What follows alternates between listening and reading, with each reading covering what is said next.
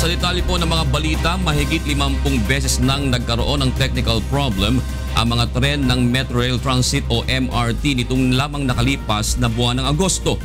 Pinakahuli dito ang mga natuklasang crack sa isang bahagi ng tren na tinatawag na bogie. Sa kabila nito, itiniyak ng MRT na ligtas sakyan ng publiko ang mga tren ng MRT. Narito ang hataw na balita ni Mon Hocson. Pinawi ng MRT management ang pangamba ng publiko hinggil sa natagpo ang mga crack sa bugi ng mga tren ng MRT. Kinumpirma ng MRT management na mayroon ngang mga crack na nakita sa mga bugi. Ang bugi ay isang bahagi ng tren na kung saan doon ikinakabit ang gulong. Isang halimbawa niya na itong metal frame na ito ang tinatawag na bugi. Kapag naikabit naman ang gulong, ganito na nagiging itsura niya.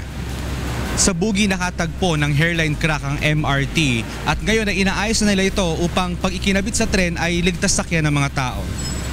Ayon kay MRT General Manager Roman Buenafe, base sa record, 2004 pa nang magkaroon ng insidente ng crack sa mga bugi.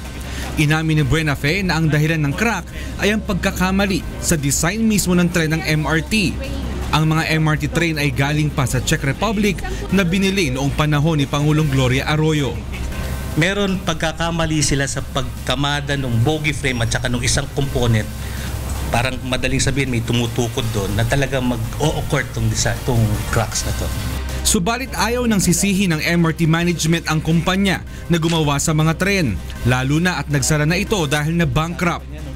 Sa ngayon ay inaayos na ng MRT ang crack sa mga bugi, wine-welding ito sa masusing paraan. Ayon kay Buenafe, walang dapat ipag-alala ang mga commuter dahil inaayos na nila ang problema. Dagdag ng MRT management, wala silang plano na kontrolin ang bilang ng mga taong sumasakay sa kabila ng napaulat na may mga crack sa bogie frame. Na-assure ko po kayo na ginagawa namin safe ang aking tren, safe sakyan po itong mga to. Hindi po kami magpapaakyat ng tren na walang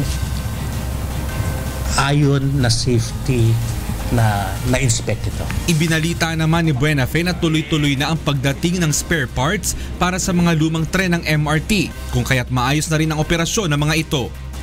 Mon Hocson, UNTV News and Rescue, Quezon City.